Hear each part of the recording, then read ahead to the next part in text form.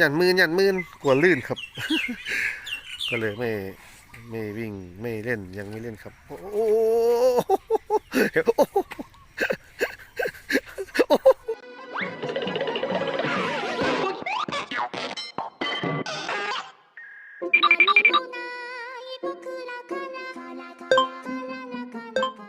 สวัสดีครับผมช่องหางดีครับผมพบกับผมนะครับมีมงคลครับก่อนที่จะชมผมอย่าลืมกดไลค์กดแชร์กด Subscribe ผมก่อนนะครับแล้วกดกระดิ่งติดตามด้วยนะครับเมื่อคืนฝนตกหนักมากครับเมื่อคืนนี้เอ่อขายของเสร็จก็วิ่งรถฝ่าสายฝนมาเลยครับเพื่อมาดูพี่มิ่งกับคุณแม่ว่าเป็นยังไงบ้างกลับมาถึงก็โอ้ยสภาพอย่างที่เห็นครับจากผิวออกจากดำๆก็ยังเป็นผิวแดงๆหมดเลยครับทั้งสองแม่ลูกเลยแล้วเมื่อคืนครับดูขุดหลุมครับขุดหลุมทำอะไรไม่รู้ให้ลูกนอนหรือเปล่าหรือว่าเห็นไหมหรือว่าจะเอามาแบบโปรยตัวให้แบบกำบังหรืออะไรเนี่ยดูครับเลนหมดเลยเป็นขี้เลนหมดเลยครับถ้าฝนตกเมื่อวานอ่ะมันจะไหลเลยนะมันจะไหลซะลงไปเลยซะชะล้างซะหมายถึงว่าชะล้างนะครับภาษาอีสานโอ้สะทำความสะอาดก็ได้ให้ปะปลายครับเพราะว่าเป็นดินเลนครับกวาดยังไม่ได้เลยครับวันนี้ครบ14วันเต็มครับผมสั่งตัวหน่อยไหม14 มื้อไหมปลาท่อไม่อย่ามานะครับเนี่ยผมตัวใหญ่นะครับกินนมเก่งมากครับอุ้ยกินนมเดือดูดแต่ละทีซ้ายขวาซ้ายขวาวิ่งเล่นแป๊บเดียวมาดูดวิ่งเล่นแป๊บเดียวดูดครับอย่างนี้นะครับที่เขาว่าช้างเพศผู้ครับก็จะประมาณนี้ช้างเพศผู้อ่ะก็จะเล่นเสร็จเหนื่อยก็ก็จะมาดูดนมครับพี่ดีโคเละมากเลยโอ้มิงครับสวัสดีครับกันเร็วจะปรึกถามคุณพ่อก่อนนะครับว่าคุณทางคำคุณตาครับคุณตาครับว่าจะล้างช้างได้ไหมเพราะว่าดูแล้วแผลไม่หางดีก็เริ่มจะดีขึ้นนะครับเริ่มแผลเริ่มแบบคือเหี่ยวครับเหี่ยวมันจะว่าเกือบเข้าสู่สภาวะเดิมแล้วไม่บวมมากครับตัวนี้คืมครับอากาศคืมเมื่อคืนฝนตกครับวิ่งเราก็ยังไม่ได้มีโอกาสได้วิ่งรอบคอกในวันนี้มิ่งครับสวัสดีครับมาแล้วครับสวัสดีครับผมสวัสดีกันเร็วอุ้ยยังวะมาอีกแล้ว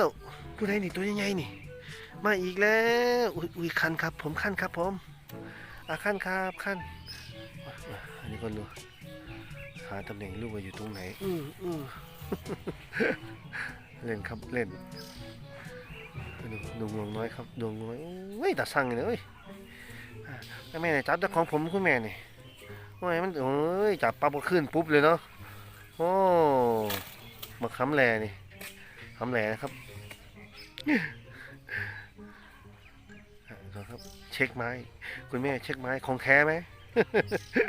ของแท้ครับคุณแม่ครับของแท้ผมของแท้ครับเอามาเร็วมาเร่งวิ่งเร็วออกมาข้างนอกเร็วฮะโชว์ครับโชว์ทำใส่พี่ดาวหรือเปล่าเนี่ยฮะ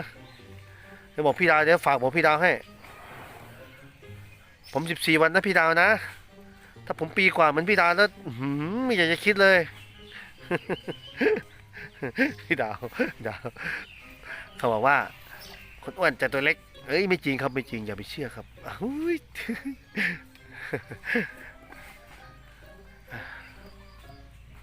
น่าดูคุณแม่โอ้ยแดงมาทั้งตัวเลยยิงโยกกลางคืนครับคืนก็ยืนนิ่งครับพี่มิ่งแล้วก็อยู่ใต้ท้องแม่อย่างนี้แหละครับพอฝนหยุดปล่อยๆเบาๆเนี่ยก็เดินออกมารอบข้างนอกมาสำรวจรอบๆว่ามีอะไรหรือเปล่าเนี่ยแกจะถ้าฝนตกหนักก็วิ่งไปอยู่ใต้แม่เหมือนเดิมเมื่อคืนคุณตาไม่หลับเลยนะครับก็ผมสังเกตผมก็นอนดึกเหมือนกันเมื่อคืนก็ทำการ แบบเตรียมของไว้ขายเตรียมเสื้อผ้าไว้ขายพรุ่งนี้ก็เลยต้องทำทั้งเมื่อคืนครับถ้าไม่ทำก็ไม่มีของเพราะว่าช่วงนี้เปิดเทอมครับก็พอขายได้นะครับอวยพรให้ผมขายดีนะครับ ขอบคุณครับถือว่าอวยพรแล้วแหละเนาะเอ้ยเมื่อไหร่มาจมแถวนี้วะเอ้ยน่ะตั้งแต่ตกยุคพี่ออกมานี่อื้อหือขายของดีครับดีปกติที่ไม่เคยได้ก็ได้ครับไม่รู้เป็นเพราะเขาหรือเปล่าหรือว่าเพราะยังไงเพราะว่าเศรษฐกิจช่วงนี้ก็รู้กันอยู่ทุกคนนะครับเนาะครับไม่รู้ว่าหมดเงินเยียวยาแล้วจะเอาอะไรใช้ครับ ครับผมก็เป็นกำลังใจให้ทุกคนครับสู้ต่อไปบนโลกใบนี้เพราะว่าไม่รู้ว่าจะมีโรคใหม่ๆอะไรเกิดขึ้นมามั่งครับนับไปอีกกี่ปีครับ63 73นับไปอีกลงท้ายด้วยยังไงล่ะเหมือนที่เขาพูดโบราณเขาทำนายมา ตรงเป๊ะเลย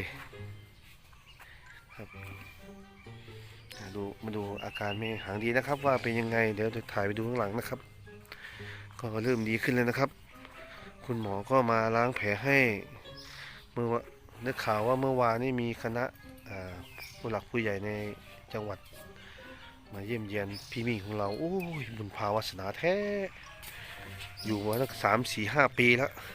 แม่ไม่เคยมีใครมาหาเลยมี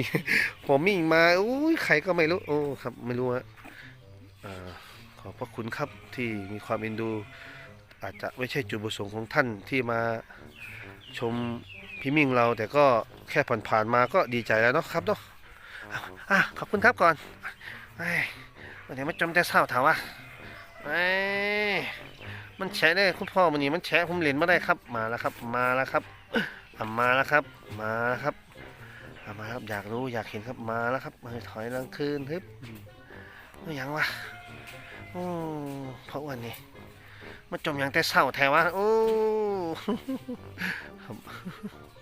มาแล้วครับมาแล้วครับมาแล้วครับเริ่มอย่างแล้วมาแล้วครับมาแล้วมาแล้วโอ้ตายเนาะเช็ดทุกเช้าครับเช็ดทุกวันฮะเดี๋ยวเราจะทำแบบเอาน้ำอุ่นเช็ดแล้วเหมือนแม่เย็นบอกเอาให้เอาน้ำอุ่นเช็ดชุบน้ำแล้วเช็ดครับมานี่ผมหิวนมแล้วครับคุณแม่ว้ายออกมาอีกแล้วครับออกมาอีกแล้วไอเหี่ยวเลยครับไอเหี่ยวเลยหามเหี่ยวหามเหี่ยวดูครับลุมเบลอเลยครับ เดี๋ยวพอจะย้ายพอย้ายออกแล้วก็จะหาดินหาอะไรมาถมนะครับแล้วก็จะเอามูลของแม่หางดีนี่แหละไปวางไว้ข้างบนไม่งั้นก็จะล้วงอีกเหมือนเดิมก็จะเอางวงล้วงเหมือนเดิมครับพังอีก ต้องเอาเหมือนที่คุณตาครับต้นไม้บ้างอะไรบ้างเห็นไหมตามเนี่ยเห็นไหมครับแกจะเอาผูกติดไว้ครับ ช้างบางเชือกเล่นโซ่เล่นอะไรเนี่ยเวลาผูกไว้นะครับต้องเอาไว้ที่ต้นไม้หรือว่าหลักที่เราทำการล่ามครับเพราะเห็นมูลเจ้าของเห็นขี้เจ้าของก็เห็นขี้ตัวเองฮะก็อาจจะรังเกียจ เหมือนคนแล้วเนาะครับขอโทษนะครับที่ต้องใส่2 ขาครับเมื่อคืนกลัวแม่หางดีตกใจเนาะครับก็เลยต้องผูก2 ขาไว้นิดนึงเดี๋ยวคุณตาก็จะมาปล่อยแล้วครับเดี๋ยวแค่ขาเดียวให้แม่หางดีได้เป็นอิสระกว่านี้นิดนึงครับทั้งตกใจทั้งกลัวลูกอะไรก็กลัวแกก็เลยแบบป้องกันไว้ก่อนดีกว่าครับเหมือนที่แกพ่อใบออกนะครับเอาผ้าสแลมมาใส่ครับกลัวแบบลมมาพัดเสียงดังตึ๊ดเสียงดังครับ ก็ชอบกวนแม่ไหมเอางวงผลักออกมานะ แง่เนาะสู้แน่กลับมาได้โอ้ยเนาะตายคุณแม่ก็ได้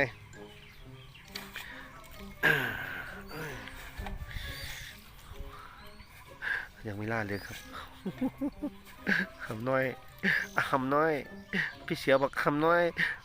พี่เสือแข่งกันไหมล่ะเอามาแข่งกันไหมพี่เสือมาแล้วครับมาแล้วครับสวัสดีแม่ๆกันครับลูกพี่ครับโอ้ยไม่สนใจครับอ่า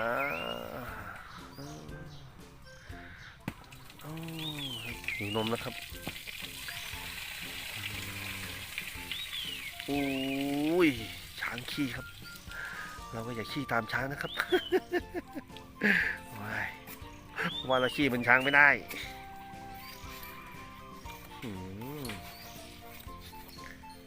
เมื่อก่อนตรงจิมี่นางเวลาปัสสาวะออกมาเนี่ยจะย้อยลงมาครับที่เหี่ยวนี่มันบวมครับมันเริ่มดีขึ้นแล้วครับคือสภาพเริ่มดีขึ้นแล้วนะครับคุณหมอก็มาล้างแผลให้โดยใช้สายน้ำแรงดันนะครับมายิงเข้าตรงนั้นให้พวกเศษฝุ่นเศษดินเศษอะไรออกจากอวัยวะนางครับนะครับท่าอุ้ยเมื่อคืนก็ฝึกท่านี้ทั้งคืนโอ้หนูแม่อย่ามายุ่งอะไรเลยครับนี่ครับคนนี้ผักลูกนี้ครับดูครับดูนะดูลูกพี่เดี๋ยวก็โดนดูอ่ะฮึบนะครับยังครับไหมครับนะครับขี้ครับขี้ผมปวดขี้ครับแม่ไอ้เหี้ยครับดูโอ้โหพี่ดาวครับพี่ดาวดูผมพี่ดาวพี่ดาวดูผมเนี่ยโอ้โหพี่ดาวลูกช้างปัสสาวะครับน่ารักครับน่ารักอะไรก็น่ารักกันหมดครับเด็กอุ้ยครับปัสสาวะเสร็จก็ครับของพี่มิ่งจะเป็นแบบนี้นะครับช้างน้อยยังไม่กินหญ้าครับก็เลยยังไม่มีกากอาหารครับกระเต่า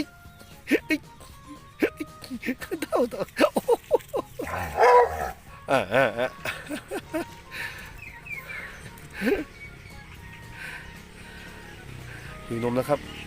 พอออกก็หิวนมแล้วครับผมเริ่มกวนแม่แล้วอย่าดื้อเดี๋ยวโดน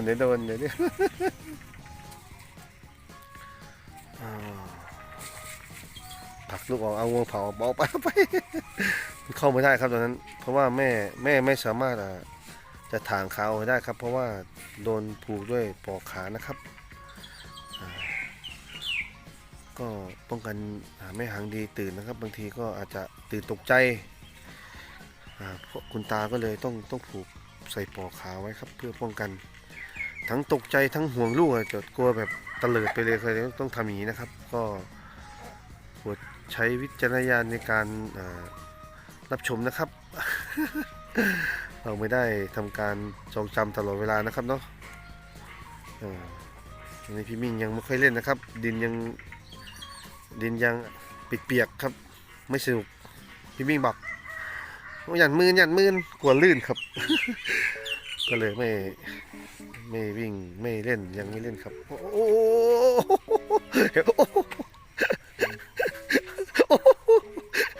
อุ้ยหนูไม่ยังแม่ก็ใจแต่ว่าโอ้ยแม่ครับโอ้ยหิวนมครับเริ่มวนหาที่นอนเดี๋ยวคุณแม่จะขยับไหมครับคุณแม่จะขยับไหมแม่ครับขยับนะครับโอ้ยอยากกินโอ้เว้ยกินนมครับกินนมเริ่มแล้วครับเริ่มขยับทางอีกแล้วเริ่มแล้วครับอย่าลืมกดไลค์กดแชร์ให้ผมนะครับให้คุณตาได้มีกำลังใจเลี้ยงผมต่อไปนะครับอุ้ยตกครับผมตกครับค่อยๆยกฮึบได้ไหมโอ้ยแม่บอกขยับขาแล้วครับแม่ทุกขานี่แม่ผมจะกล่าวให้พูดนะแม่หนูก็เดินอ้อมมาลูกเดินอ้อมไปนั่นแหละอุ้ยลุงยังนี่อุ้ยมาขึ้นเล็กถาวะโอ้ยน้อวนครับวนแล้วครับ คุณแม่ก็วนหนีแล้วอ้าวได้ที่แล้วครับได้ที่แล้วผมอยากกินนมแล้วครับแม่อย่าลืมกดไลค์กดแชร์กด Subscribe ให้เพียงหางดีนะครับและพวกเราช้างทุกช่องนะครับ ที่ได้นำความสนุกสนานความบันเทิงให้สู่ FC ทุกท่านนะครับขอขอบพระคุณครับ